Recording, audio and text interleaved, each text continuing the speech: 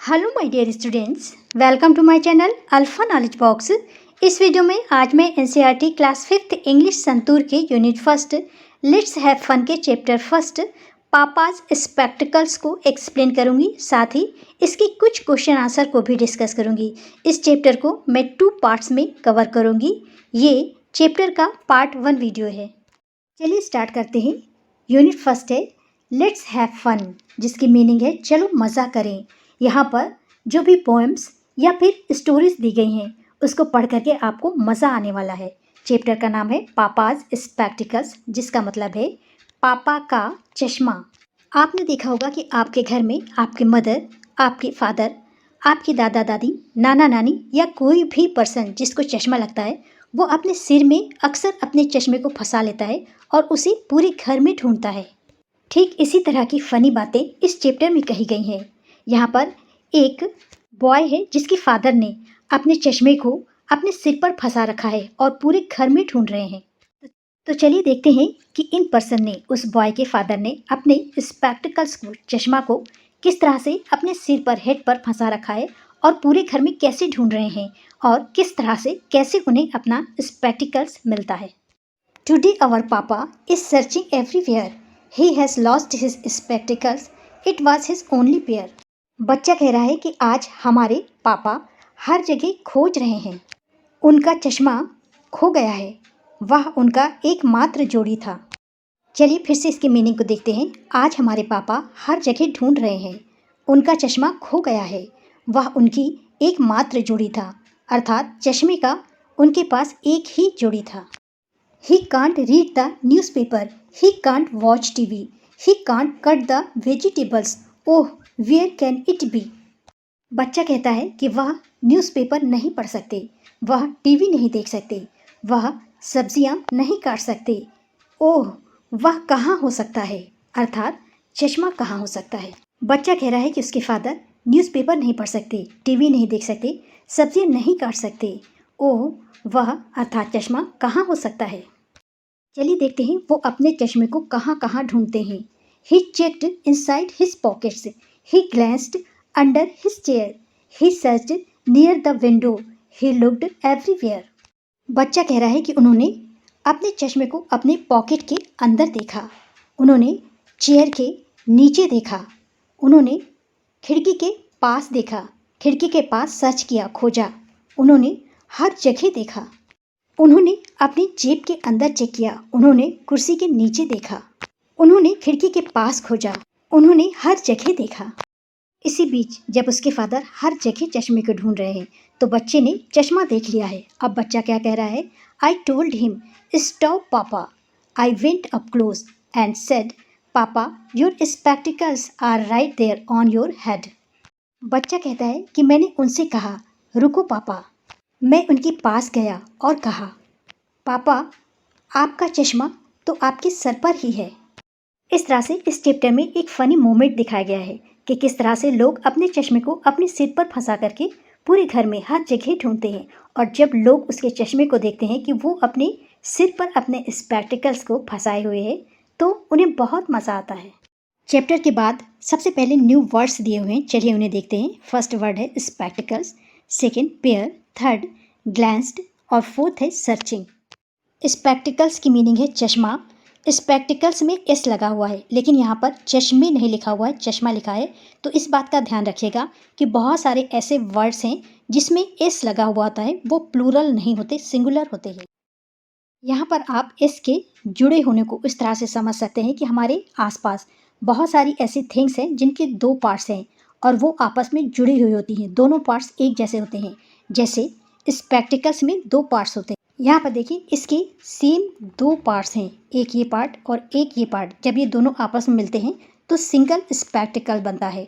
इसलिए ऐसा कोई भी थिंग्स जिसमें दोनों पार्ट्स एक जैसे हों, 2 पार्ट्स मिल करके कोई एक थिंग बन रही है, कोई एक ऑब्जेक्ट बन रहा हो तो वहाँ पर एस लगाते हैं, ये प्लूरल नहीं होता है। सेम इसी तरह के वर्ड्स एक्सरसाइज में आगे दिए हुए हैं जिन्हें बाद में समझेंगे। सेकेंड वर्ड है पेयर, इसकी मीनिंग है जोड़ा। ओनली पेयर मतलब एक जोड़ा। ग्लैंस्ड, ग्लैंस्ड का मतलब होता है नज़र या नज़र दौड़ाना। सर्चिंग, सर्चिंग की मीनिंग होती है खोज। चैप्टर में फर्स्ट एक्सरसाइज है लेट अस थिंक, आइए सोचें। यहाँ पर एक क्वेश्चन है, आंसर द फॉलोइंग क्वेश्चंस। इसमें फर्स्ट क्वेश्चन है व्हाट इज पापा सर्चिंग फॉर, पापा क्या खोज रहे हैं। यहाँ पर अभी हमने देखा कि पापा का चश्मा खो गया है, वो अपना चश्मा ढूंढ रहे हैं, स्पेक्टिकल्स ढूंढ रहे हैं। आंसर हो जाएगा papa is searching for his spectacles. Second question है what are the possible places where papa can find it. ऐसी कौन सी पॉसिबल प्लेसेस हैं, संभावित जगहें हैं जहाँ पर पापा इसे पा सकते हैं, अर्थात अपने चश्मे को पा सकते हैं। यहाँ पर लिखा हुआ है कि पापा अपने चश्मे को पॉकेट के अंदर ढूंढते हैं, चेयर के नीचे ढूंढते हैं, विंडो के पास ढूंढते हैं और हर जगह। तो यहाँ पर आप पॉकेट, चेयर, विंडो के अतिरिक्त और भी जगह लिख सकते हैं। इस तरह से आप आंसर लिख सकते हैं the possible places where papa can find it are in his pockets, under the chair, near the window, in the office bag, on the table and on his head. Question number 3 है at last where does papa find his lost item. अंत में पापा को उनकी खोई हुई चीज़, उनका खोया हुआ चश्मा कहाँ मिलता है। यहाँ पर हमने देखा था कि बच्चा कह रहा है कि पापा your spectacles are right there on your head, उनका चश्मा उनके हेड पर मिलता है। आंसर हो जाएगा at last papa finds his lost item spectacles on his own head. Exercise B है थिंक एंड डिस्कस, सोचो और चर्चा करो। फर्स्ट है apart from reading guesses some other chores that papa can not do without the spectacles. Chores means होता है daily routine में किए जाने वाले काम या घरेलू काम। यहाँ पर कहा जा रहा है कि रीडिंग के अतिरिक्त, पढ़ाई के अतिरिक्त गेस करिए कि और कौन से ऐसे काम है जिसे पापा बिना स्पेक्टिकल्स के, चश्मे के नहीं कर सकते। आंसर आप इस तरह से लिख सकते हैं कि apart from reading guesses some other chores, इसे आप चोर्स भी पढ़ सकते हैं, that papa can not do without the spectacles are. First है रीड द न्यूज़पेपर, क्योंकि पापा डेली न्यूज़पेपर अवश्य पढ़ते होंगे। कट द वेजिटेबल्स, ऐसा चैप्टर में अंदर लिखा हुआ है। वॉच द टीवी, टीवी अवश्य देखते होंगे। नेक्स्ट आप राइटिंग लिख सकते हैं, हो सकता है पापा राइटिंग भी करते हों। और लास्ट में आप लिख सकते हैं can not make small things, क्योंकि जिन्हें चश्मा लगता है वो छोटी चीज़ों को बिना चश्मे के नहीं देख पाते। इनके अतिरिक्त अगर आपके माइंड में कोई पॉइंट है तो आप उसे भी लिख सकते हैं। सेकेंड क्वेश्चन है व्हाट मेक्स योर पापा हैप्पी। आपके पापा को किस बात से खुशी मिलती है। यहाँ पर आंसर मैंने अपने अकॉर्डिंग लिखा है। आपके पापा को जिन भी बातों से खुशी मिलती हो उन्हें आप यहाँ पर लिखिए। फर्स्ट मैंने लिखा है व्हेन आई स्टडी वेल, जब मैं अच्छी तरह से पढ़ाई करता हूँ। Second I spend time with him, जब मैं उनके साथ समय व्यतीत करता हूँ। Third I get good marks in class, जब मैं कक्षा में अच्छे मार्क्स लाता हूँ। Next I help them in some work, जब मैं उनके कुछ कामों में सहायता करता हूँ। और लास्ट में आप लिख सकते हैं व्हेन आई हग देम, जब मैं उनके गले लगता हूँ। क्वेश्चन नंबर 3 है make a list of things are instructed below.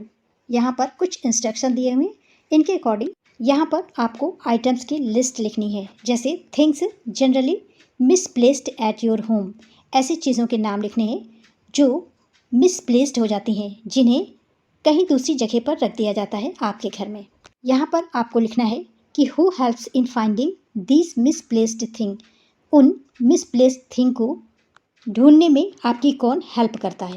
First item आप रिमोट लिख सकते हैं, क्योंकि अधिकतर घरों में रिमोट इधर उधर रख दिया जाता है। सेकेंड आप वॉलेट लिख सकते हैं, क्योंकि अक्सर आपके फादर वॉलेट को इधर उधर रख सकते हैं।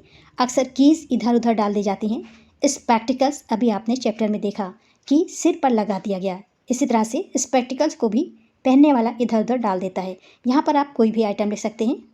अब इन चीज़ों को आपके घर में ढूंढने में कौन हेल्प करता है, यहाँ पर लिखना है। जैसे मैंने लिखा है रिमोट के लिए ब्रदर, वॉलेट के लिए मम्मी, कीज़ के लिए दादी, स्पेक्टिकल्स के लिए सिस्टर, इसी तरह से आपको भी लिखना है। अब यहाँ पर क्वेश्चन है कि how would you express your gratitude to them, आप इनका आभार किस तरह से व्यक्त करते हैं। आप कह सकते हैं बाय सेइंग थैंक यू, या आप यहाँ पर कह सकते हैं कि I am grateful to you, thank you very much. Second table में है things generally misplaced at your school. अब यहाँ पर उन चीज़ों के नाम लिखना है जो आपके स्कूल में खो जाती हैं या मिसप्लेस्ड हो जाती हैं। और यहाँ पर लिखना है कि स्कूल में इन मिसप्लेस्ड थिंग्स को फाइंड करने में आपकी कौन हेल्प करता है। अक्सर स्टूडेंट का pen, pencil, rubber, water bottles, school I card ही खो जाता है। तो इस तरह से आप इन थिंग्स का यहाँ पर नेम लिख सकते हैं, या ऐसी कोई चीज़ जो स्कूल में आपकी खो गई हो उसका भी नाम आप यहाँ पर लिख सकते हैं। और इसे ढूंढने में आप लिख सकते हैं जैसे फ्रेंड्स, क्लासमेट्स, स्कूल की मेड या हेड बॉय। क्योंकि स्कूल में मिसप्लेस्ड चीज़ें आपके फ्रेंड्स को मिल सकती हैं, क्लासमेट्स को मिल सकती हैं, स्कूल मेड को मिल सकती हैं जो साफ़ सफाई करते हैं, या फिर हेड बॉय को मिल सकती है। यहाँ पर आप चाहें तो टीचर भी लिख सकते हैं। इस टेबल के लिए भी यहाँ पर सेम क्वेश्चन पूछा गया है कि how much you express your gratitude to them. आप इन सब का आभार कैसे व्यक्त करेंगे। आप कह सकते हैं आई एप्रिशिएट योर हेल्प, मैं आपकी मदद की सराहना करता हूँ, या कह सकते हैं by saying thank you very much, या आप कह सकते हैं I am very grateful to you. जिस तरह से भी आप उनका आभार व्यक्त करना चाहें। इस वीडियो में इतना ही।